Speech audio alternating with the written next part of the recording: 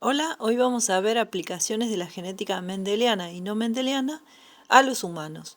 Yo acá les puse el link a los proyectos de investigación del genoma humano, el proyecto Genoma Humano, de la Wikipedia, pero también pueden buscar información en NIH, que es el National Institute of Health, del Instituto Nacional de Salud. Ahí pueden encontrar también una traducción al castellano del mismo instituto. Los seres humanos no son buenos sujetos para la investigación genética porque el tiempo de generación es demasiado largo, los padres producen relativamente pocos hijos y obviamente los experimentos de reproducción en humanos son inaceptables éticamente. Lo que se puede hacer con la investigación genética en los seres humanos es analizar los árboles genealógicos y observar el seguimiento de distintas características, pueden ser patologías, cómo es la descendencia a lo largo de las generaciones, cómo aparecen o reaparecen los caracteres que estamos siguiendo. Y así nos da una pauta de la posible herencia de esos caracteres. Los árboles genealógicos lo que van a mostrar es el parentesco que tienen los distintos individuos y además su sexo biológico. Nosotros representamos con un círculo el sexo femenino, con un cuadrado el sexo masculino, y cuando el sexo es desconocido lo representamos con un rombo. También cuando hay un embarazo y un aborto y no sabemos el sexo biológico del individuo, se simboliza con un triángulo.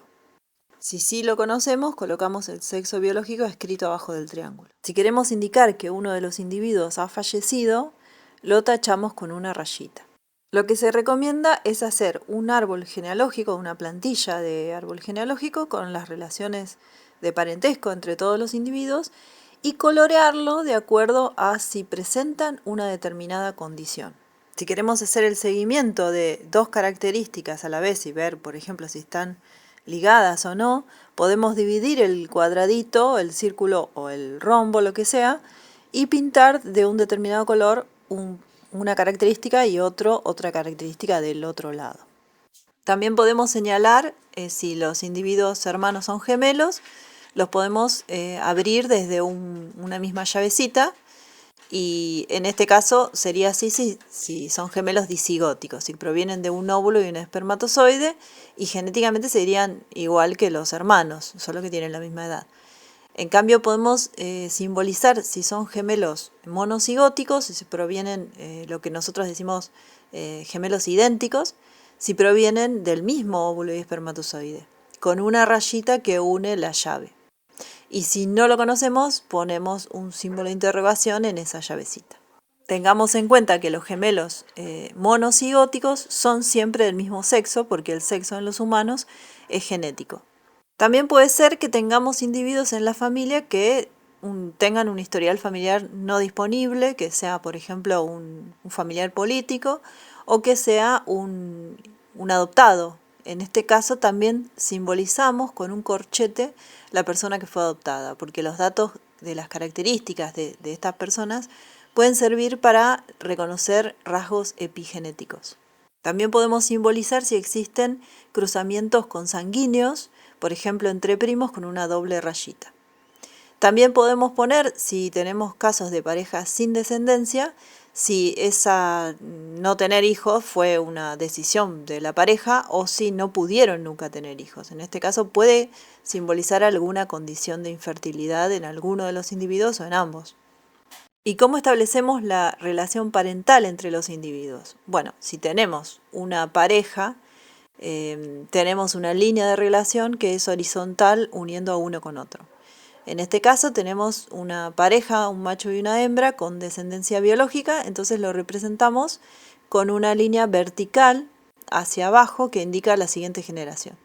Y estos son los 4 hijos que tuvieron, se relacionan con una llave en donde tenemos la línea de hermandad, fíjense que está más abajo de la línea de relación, bajo la línea de descendencia, y de ahí sacamos los distintos individuos que componen los hermanos. Acá ponemos un ejemplo de un árbol genealógico construido en donde tenemos unos bisabuelos que tienen su descendencia de 3 hijos, 2 mujeres y un varón, una de las mujeres es adoptada, por eso está entre corchetes. No habría una línea biológica de descendencia, pero están incluidas acá todas las costumbres de la familia, como la alimentación, las enfermedades que se transmiten entre ellos, las bacterias, simbióticas, etc. Podemos encontrar características epigenéticas en común. También podemos ver que está representado que el hijo varón de la pareja, de la generación 1, tiene 4 descendientes, 2 de sus hijas mujeres también tienen descendientes. Fíjense como cada generación le ponemos el número al lado en números romanos.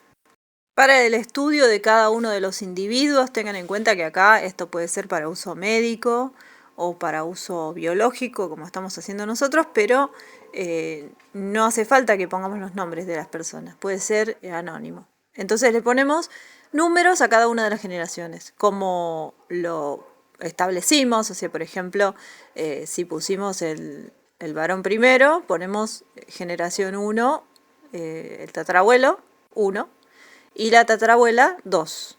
Y así vamos bajando en la posición en que colocamos cada individuo. Le ponemos 1, 2, 3, 4, depende de la generación, y así vamos pasando. A cada individuo le establecimos un número.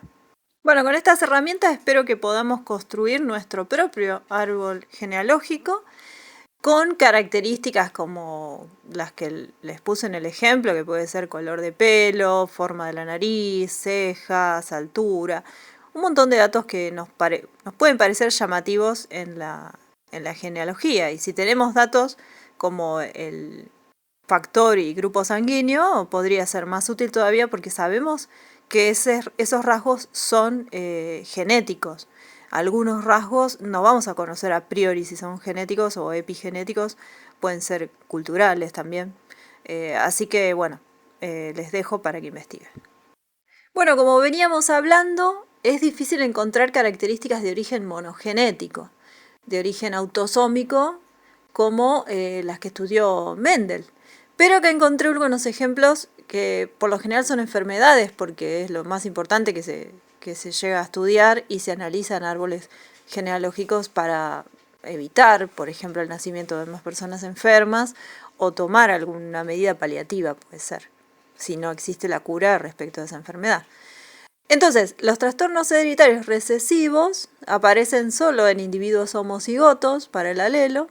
Los portadores son individuos heterocigotos que portan el alelo recesivo pero son fenotípicamente normales. Por ejemplo, la fibrosis quística, que es una enfermedad letal, afecta a 1 de cada 2.500 personas de ascendencia europea. Parece ser que la mutación se generó en Europa.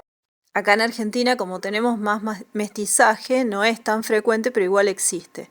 1.500 personas aproximadamente tienen fibrosis quística. El alelo de la fibrosis quística produce canales de transporte de cloruro defectuosos o ausentes en las membranas plasmáticas. Los síntomas incluyen acumulación de moco en algunos órganos internos y absorción anormal de nutrientes en el intestino delgado. Tenemos que la expectativa de vida de las personas que tienen fibrosis quística es de 25 o 30 años, con muchos cuidados.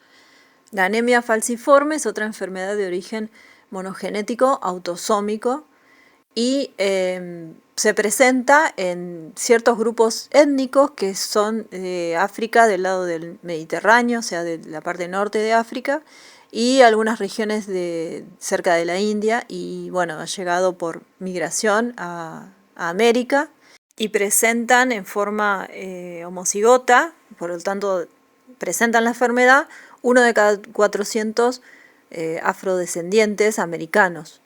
Es causada por la sustitución de un solo aminoácido en la proteína hemoglobina, en los glóbulos rojos, y los síntomas pueden incluir debilidad física, dolor, daño en los órganos e incluso parálisis, y también disminuye muchísimo la sobrevida de estos individuos. Uno puede llegar a pensar que estas enfermedades tan graves es menos probable que se transmiten generacionalmente porque es menos probable que una persona enferma tenga descendencia. Sin embargo, en la anemia falciforme, en los estados heterocigota, tiene cierta ventaja en cuanto al contagio de malaria. Así que eso les confería una ventaja evolutiva a los portadores de ese gen. Otro ejemplo es la enfermedad de Tay-Sachs, que es un trastorno mortal que se presenta en niños en general antes de los 5 años de edad, que provoca una degeneración progresiva del sistema nervioso central. La causa de este trastorno es la ausencia de la enzima exosaminidasa A o EXA. Sin esta enzima se produce la acumulación de una sustancia grasa en las células nerviosas del cuerpo, especialmente en el cerebro. Aproximadamente 1 de cada 27 personas de ascendencia judía askenazí porta el gen de la enfermedad de Tay-Sachs. También otro ejemplo es la fenilcetonuria, que es una afección poco frecuente en la cual un bebé nace sin la capacidad para descomponer apropiadamente un aminoácido llamado fenilalanina. Tenemos por eso que los alimentos que contienen fenilalanina tienen una advertencia en el paquete. También tenemos la talasemia, que es un trastorno sanguíneo que hace que se tenga menos hemoglobina de lo normal y también anemia persistente. Pasamos a ejemplos de características de origen monogenético, autosómico, pero dominante. 1 de cada 400 niños nacen con dedos de más. Puede ser un dedo chiquitito o un dedo bien formado, como se ve en esta radiografía. El alelo para este rasgo inusual, la polidactilia, es dominante al alelo para el rasgo más común de 5 dígitos por apéndice.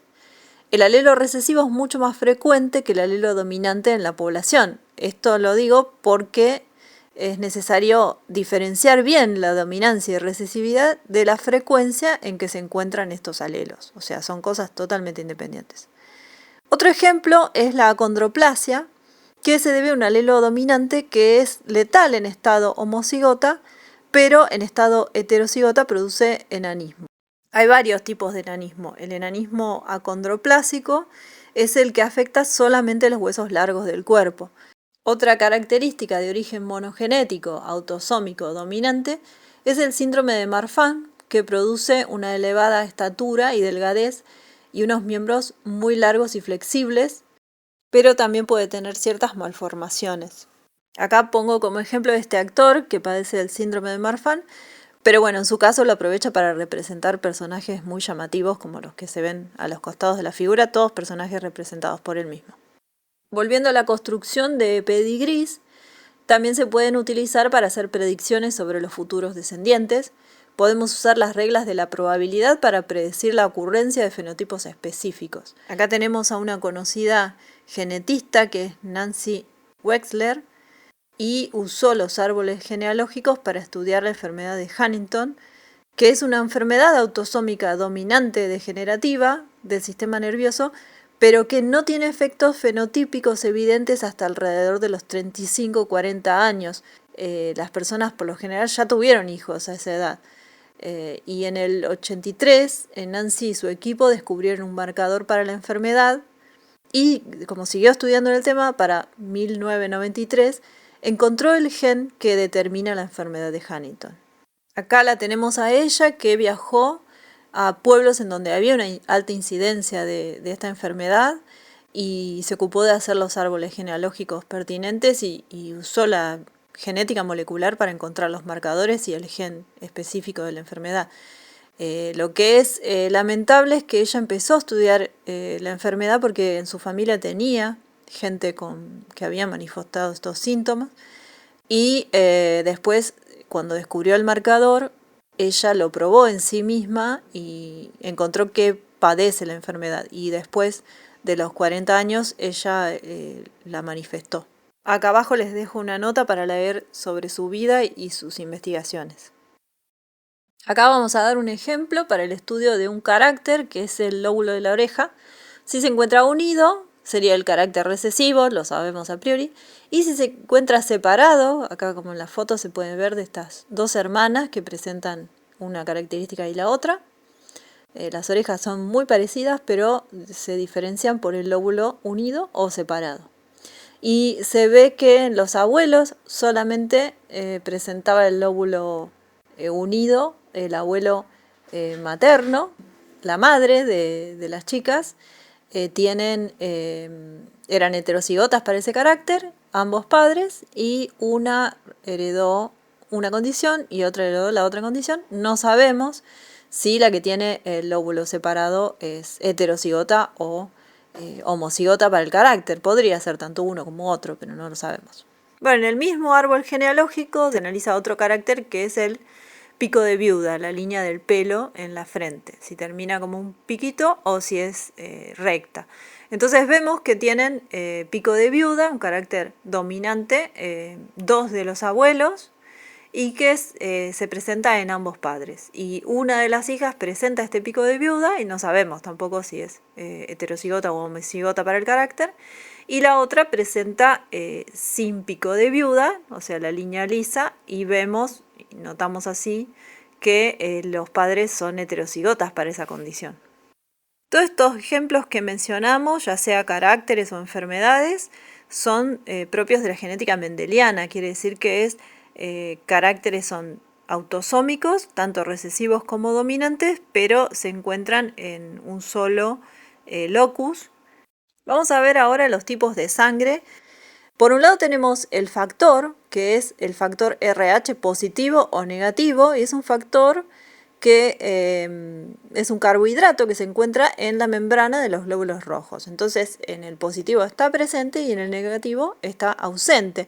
Es un caso de genética mendeliana en donde la presencia del gen del factor sanguíneo puede expresarse por sobre la ausencia. Tenemos que es positivo es dominante y negativo es recesivo. Vamos ahora al caso de los grupos sanguíneos, que es un caso que se aparta de la genética mendeliana porque hay más de dos formas alélicas posibles. Tenemos el grupo A, el grupo B y el grupo 0 como posibles, pero también tenemos que se puede expresar fenotípicamente como grupo AB, en realidad es la unión de los grupos A y B en estado heterocigótico. Tenemos que son codominantes entre sí. Esta tabla está buena porque se ve el genotipo y el fenotipo diferenciados y después un dibujo en donde se representa la presencia de glucoproteínas en las membranas de los glóbulos rojos.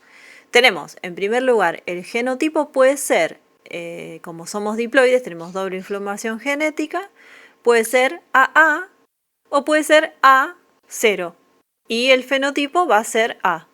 Y vamos a tener en los glóbulos rojos las glucoproteínas A. Por otro lado, podemos tener B en doble estado, o sea, en estado homocigótico, o podemos tener B0 en estado heterocigótico y presentar el fenotipo B. Y bueno, acá tenemos representado el glóbulo rojo con las glucoproteínas B. También podemos tener en estado heterocigoto AB y presentamos el fenotipo AB y presentamos ambas glucoproteínas en los glóbulos rojos. Pero también, y esto es lo más frecuente en la población argentina al menos, podemos tener 0,0, son recesivos, pero bueno, se representa el fenotipo 0 y el glóbulo rojo no presenta esas glucoproteínas de membrana. Ahora esto es aparte del factor sanguíneo, ¿no? Porque el factor sanguíneo va en otro locus. Por más que se exprese también en las membranas de los glóbulos rojos, va en otro locus. Entonces podemos tener 0 positivo. Esa, una vez más, es la sangre más común entre nuestra población. Y ahora otra historia distinta, más allá de la dominancia o recesividad y la expresión de todos estos grupos sanguíneos o factor, tenemos la compatibilidad de tipo de sangre de acuerdo a la donación. Si nosotros tenemos el grupo y factor sanguíneos A positivo, podemos donarle a A positivo y a AB. Y podemos recibir sangre de A positivo, A negativo o 0 positivo y 0 negativo. ¿Por qué? Porque no tenemos presentes los anticuerpos anti las glucoproteínas que no tenemos, como es habitual presentar en el plasma de los que no tenemos esos anticuerpos. Por ejemplo, si yo tengo 0 positivo, puede ser que en mi plasma haya anticuerpos anti-A y anti-B. O los cree en el momento de recibir una transfusión, por lo tanto, yo no podría recibir sangre A o B o AB. También al estudiar la genética humana podemos encontrar herencia ligada al sexo. Y acá en esta tabla se muestran distintas características que son ligadas al sexo en los humanos. Las más comunes son la ceguera a los colores. Pero hay varios tipos. Es insensibilidad a la luz verde o a la luz roja. Hay dos tipos de daltonismo. También tenemos otras enfermedades que son la enfermedad de Fabry, que es una deficiencia en la galactosidasa. Tenemos defectos en el corazón y los riñones y una muerte a temprana edad. También tenemos la deficiencia en una enzima que es la glucosa 6-fosfato deshidrogenasa, y esto provocaría una anemia grave, una reacción muy grave ante la ingestión de determinados compuestos químicos que se encuentran, por ejemplo, en las habas. También tenemos dos tipos de hemofilia, que es ligada al sexo, la hemofilia A y la hemofilia B, con síntomas parecidos, deficiencias en la coagulación. Son conocidos los casos de linajes reales europeos que padecieron hemofilia o fueron portadores, y se conoce muy bien cómo fue la herencia a partir de la reina Victoria de Inglaterra. Posiblemente ella era la portadora original o en sus gametas ocurrió la mutación para ese tipo de hemofilia que transmitió su descendencia. También tenemos otras enfermedades como el síndrome de Hunter, la ictiosis, el síndrome de Lesch-Nyhan, y también más conocido es la distrofia muscular, que es el deterioro progresivo de la musculatura y de la movilidad de la misma, y eso acorta severamente la vida y la calidad de vida de las personas que la padecen. Y la herencia de los caracteres ligados al sexo es bastante evidente si analizamos el árbol genealógico, porque vemos que muy difícilmente las mujeres estén afectadas, porque tienen que tener la misma información genética proveniente de cada cromosoma X, pero puede ser en el caso de nacimientos consanguíneos, podría ser un ejemplo de eso. Pero si no, se ve que afecta solamente a los varones, y las mujeres suelen ser portadoras, por lo que puede verse que saltee generaciones. En este árbol genealógico es hecho de acuerdo a familiares con daltonismo, y acá está la imagen también que no pueden ver los daltónicos de los tipos más comunes, que son los ligados al rojo y al verde, pero como les decía hay varios tipos de daltonismo. Y también cuando hablamos de herencia humana, la mayoría de los rasgos que tenemos los humanos son de herencia multigénica, y esto es cuando hay varios genes en distintos locus que influyen sobre una misma característica, afectándola de manera gradual. Tenemos que se da un efecto aditivo de dos o más genes en un solo fenotipo que dan como resultado rasgos cuantitativos. Y acá entra el color de la piel, el color del pelo, el color de los ojos, la altura, también el peso, aunque está muy ligada también con rasgos epigenéticos. Pero la mayor parte de los ejemplos son multigénicos y además afectados por la epigenética, por lo que su herencia no es tan sencilla como los caracteres mendelianos que acabamos de ver. Y esta es la razón porque muchos años atrás, antes del desarrollo de la genética, se creía en la herencia por mezcla, porque, por ejemplo, lo típico de los colores de piel, si dos personas con colores de piel extremos o blanco y negro, podemos decir, tenían un hijo, parecía que el hijo tenía una piel entre medio de esos dos. Entonces se creía en la herencia por mezcla. Esto también se ve en otros rasgos multigénicos como la altura, el peso, etc. Pero en realidad es que corresponden a varios genes. Entonces por acá, si vemos esta campana gaussiana, en donde hay distribución de la coloración de la piel de los humanos, vemos que 3 genes afectan la coloración de la piel. Y si nosotros esos 3 genes los tratamos como la genética mendeliana y hacemos un tablero de Punnett en donde nos salen todas las combinaciones, podríamos organizar esos genotipos en base a su fenotipo y nos daría este dibujo que tenemos acá, y el resultado sería un gradiente de colores. También tenemos otro tipo de herencia, que es la herencia materna nada más, porque tenemos que el espermatozoide contribuye con medio núcleo, podemos decirlo, ¿no? Pues el estado haploide sería la mitad de la carga genética que tenemos los diploides. Se une con el núcleo materno, pero todo el citoplasma es herencia materna, y vamos a ver que hay cosas que podemos heredar solamente por vía materna. En este caso, en este árbol, tenemos un carácter ligado al ADN mitocondrial. Pero eso lo vamos a seguir viendo en otra clase. Así que por ahora terminamos. Hasta la próxima.